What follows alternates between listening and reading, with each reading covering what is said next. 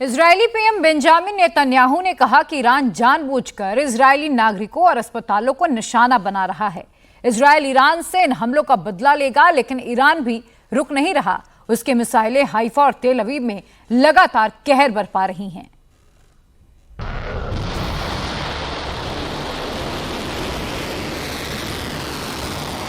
सात दिन में ईरान इजराइल पर 450 से ज्यादा बैलिस्टिक मिसाइल दाग चुका है। ईरानी अटैक में 28 से ज्यादा इजरायलियों की मौत हो चुकी है, जबकि 800 से ज्यादा घायल और 5000 से ज्यादा लोग बेघर हो चुके हैं। ईरान के टारगेट पर इजराइल के दो मेन शहर हैं, एक हाइफा और दूसरा तेल अवीव।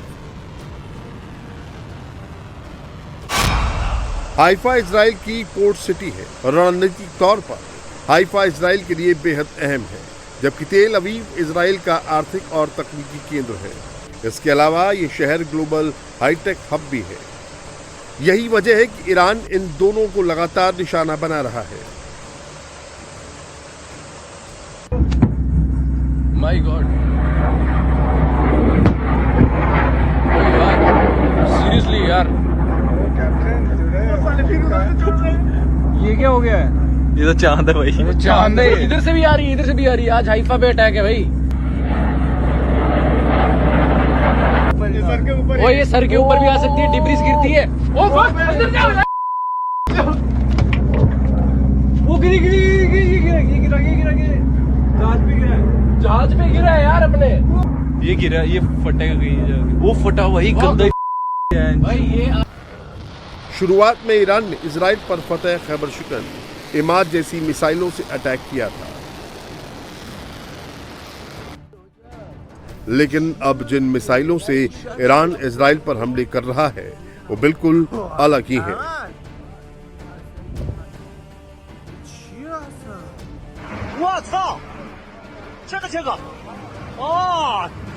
18 जून की रात ईरान से जो मिसाइलें इजराइल की तरफ फायर की गई थी, उसे देखकर लग रहा है कि ईरानी फौज ने अब अपने जखीरे से और भी ज्यादा एडवांस और घातक मिसाइलों का इस्तेमाल करना शुरू कर दिया है।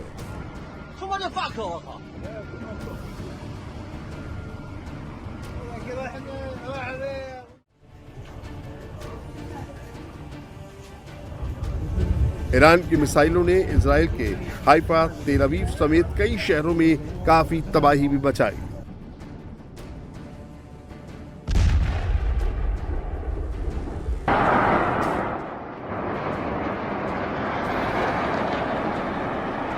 लेकिन 19 जून की सुबह अचानक जिस तरह से ईरान ने तेल अवीव पर एक के बाद एक मिसाइल दागी, उसने हर किसी को हैरान कर दिया।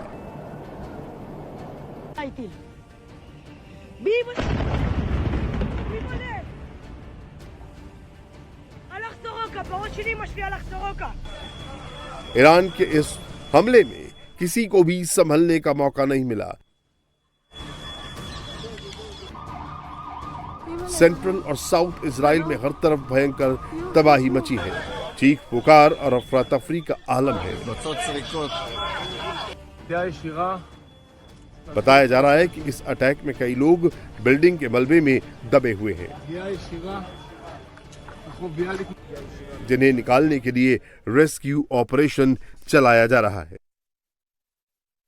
नुकसान व्यापक और महत्वपूर्ण है, मुख्य रूप से उस स्ट्रक्चर को जो सीधे प्रभावित हुई थी। इसीलिए हम सावधानी बरतना चाहते हैं। जब तक हमें यह आवश्यक मंजूरी नहीं मिलती कि स्ट्रक्चर सुरक्षित है और ढहने का खतरा नहीं है, हम अभी केवल जीवन बचाने पर जोर देते हुए सर्जिकल बचाव अभियानों के लिए ही काम कर रहे हैं। उधर ईरान ने साफ कर दिया है कि वो इजराइल से जब तक अपना बदला पूरा नहीं कर लेगा, रुकेगा नहीं।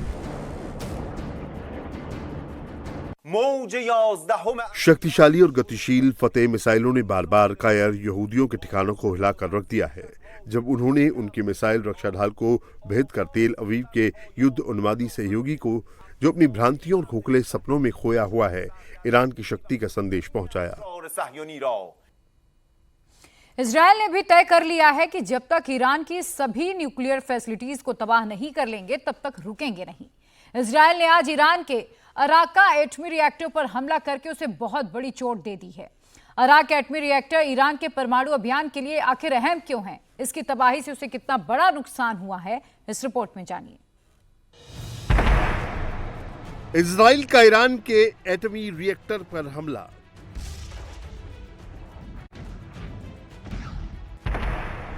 राजन में IRGC के अहम बेस पर बमबारी।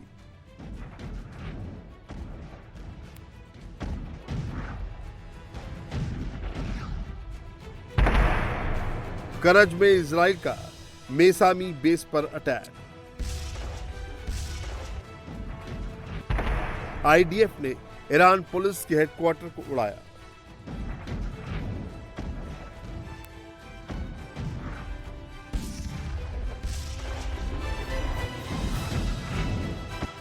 तेहरान से लेकर करज तक, किरमानशाह से लेकर जाजन तक इजरायली फोर्स ईरान के मिलिट्री बेस और न्यूक्लियर फैसिलिटीज पर ताबड़तोड़ अटैक कर रही है।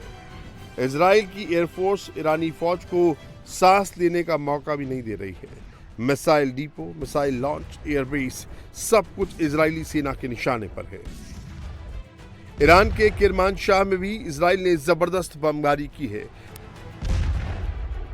किरमानशाह में इजराइल की एयरफोर्स ने ईरान के एयरबेस पर अटैक किया है। एयरबेस पर खड़े कई ईरानी AH-1 हेलीकॉप्टर पर बमबारी करके उन्हें तबाह कर दिया। इजरायली हमले से करज भी गरज गया। करज में इजरायली फाइटर जेट ने करज के मेसामी बेस पर हमला करके उसे भारी नुकसान पहुंचाया है।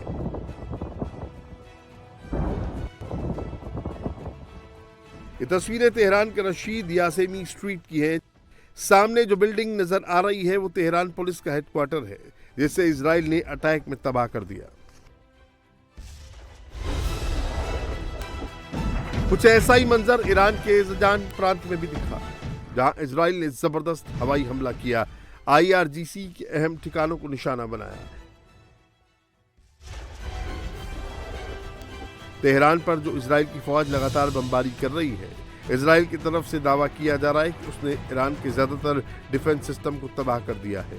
तेहरान के आसमान पर अब उसकी एयरफोर्स का कब्जा हो गया है।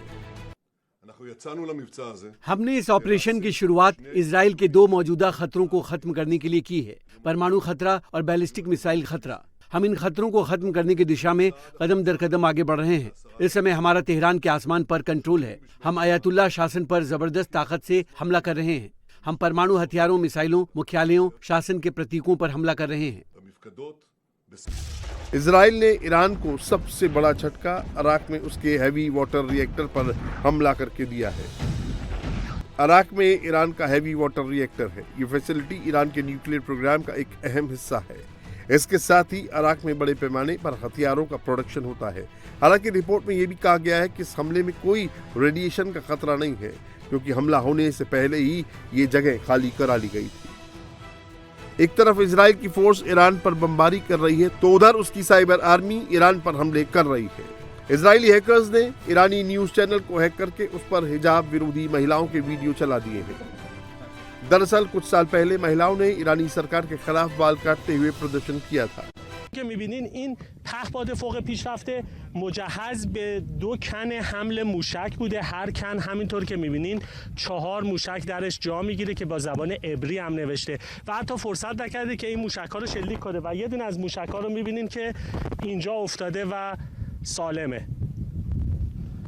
هرمس 900 یکی از نمونه پهپادهای فوق پیشرفته رژیم صهیونی است که قابلیت 36 ساعت پرواز مداوم را دارد. این قسمت رادار پهپاده که ارتباط برخط با همون پایگاهی که پرواز کرده در رژیم صهیونیستی برقرار میکنه. هرمس 900 قابلیت حمل انواع مهمات هوا به زمین جهت حمله به اهداف سطحی نظیر مواضع پدافندی و نقاط حساس و حیاتی کشور را دارد. اینجا یکی از حیاتی ترین नेतन्याहू किसी भी कीमत पर ईरान की न्यूक्लियर फैसिलिटी को तबाह करना चाहते हैं, लेकिन 7 दिन के ऑपरेशन में अभी ये काम पूरी तरह से नहीं हो पाया है। उधर ईरान ने भी तेल अवीव में भयंकर तबाही मचा दी है। ऐसे में सवाल है कि क्या अब नेतन्याहू के अधूरे काम को अमेरिका पूरा करेगा? क्या मिडिल ईस्ट की इस भयानक जंग में अब अमेरिका किसी भी वक्त उतर जाएगा?